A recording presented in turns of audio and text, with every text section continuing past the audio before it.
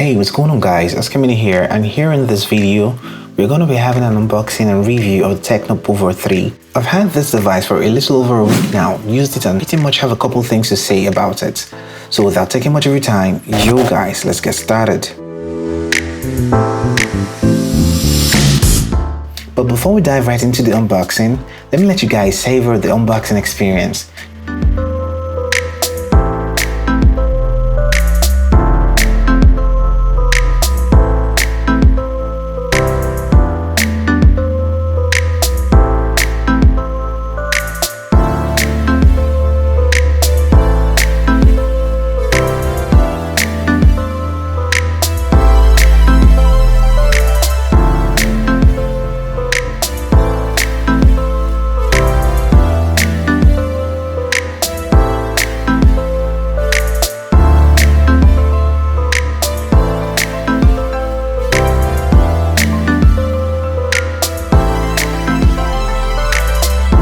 So the first thing you notice while opening the box is how compact the box is, and the device is the first thing you are greeted with while you open the box. It feels a little bit weighty, all thanks to the 5000 mAh battery in here, and from what can be seen, the Pouvoir 3 still retains the design of the last gen Pouvoir 2. A layer down you get the usual accessories, which include a micro USB cable for charging and data transfer, the 3.5mm jack earpiece, the SIM ejector tool, a couple paperwork and warranty card, and a jelly case. Now we've gotten those out of the way, let's get back to this device. The TECNO Pouvoir 3 features a dual micro SIM tray and not nano. The volume rocker and the power button all are the right side of the smartphone, while to the left you get the micro SD card tray. The top of the device features a headphone port, and the bottom has a down-firing speaker grills, micro USB port and a mouthpiece opening. Taking a look at the rear of this midnight black variant of the Pouvoir 3, which we have here, you get to see a 30 megapixel rear camera with the LED flash just beneath it, followed by the fingerprint sensor. A couple things you'd notice include the Pouvoir and TECNO branding right at the bottom. To the front is the 6.2 HD Plus display at a resolution of 1500 by 720 with a notch cutout that houses the front-facing 13 megapixel camera, the earpiece and an LED flash. The LED flash at the front doubles as a notification LED on the smartphone also. It barely took 2 minutes to set up the TECNO Pouvoir 3, and I was prompted to set up the face unlock, fingerprint and the pattern for security. I noticed the face unlock on this smartphone was a tad slower than those on the recent Infinix devices, but that was at a fraction. Honestly, there's nothing spectacular about the design of the TECNO Pouvoir 3. It still retains the design, heavyweight as expected, obviously the battery, and most visual cues from the Pouvoir 2, and I was a little confused about the whole design thingy here. Notable changes include the 6.2-inch display as opposed to the 6-inch from the predecessor, and most of all, the notch introduced here. As much as I haven't been a fan of the HD or HD Plus displays, they tend to get the job done on these entry devices. I mean, the display on the Pouvoir 3 is quite bright and usable under the sun. You should get used to the fact that you'll only be able to play back YouTube videos at 720p.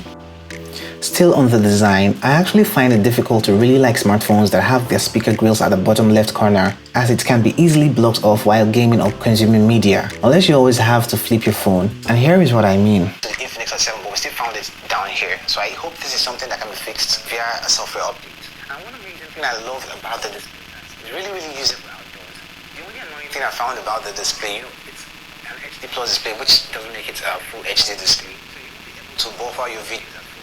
It's always going to be 7. Other than that, the Pouvoir 3 still feels sturdy and well built, but the notch is something that just can't stop staring at you. You can always hide this via the settings, but it kind of defeats the whole purpose of the notch, but really I don't care. Now you get a single camera at the rear with an LED flash setup, capable of taking better photos than the Pouvoir 2. After about a week's use, I'm quite impressed at how such a decent camera was squeezed into this device, alongside a huge battery, all for the price of 42,000 naira, which is about $115. Colors from the photos were close to natural. I didn't really notice a shift in colors. Even though you lost details while you cropped a lot into the photos, these pictures are usable and pretty much okay for the price you're getting this device.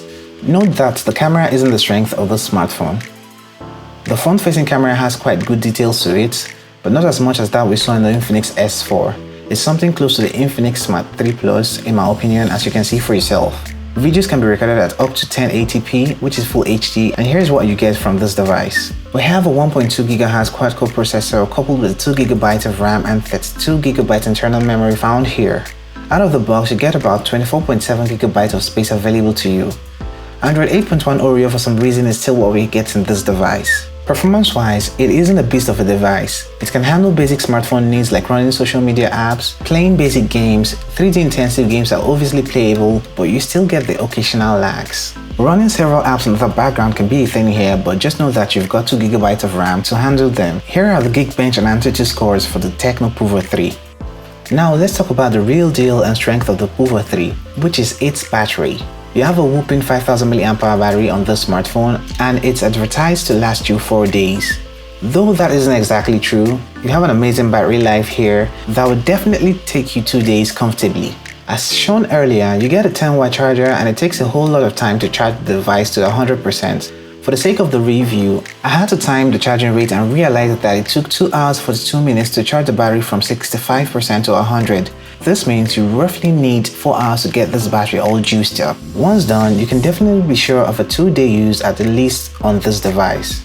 I purchased my unit for 42,000 naira, which converts to $115, and with this device you get 4G support, dual SIM setup, here micro SIMs, a dedicated micro SD card slot, and an amazing battery life. So should you ditch your current smartphone, run out to the smartphone market and get the TECNO Pouvoir 3?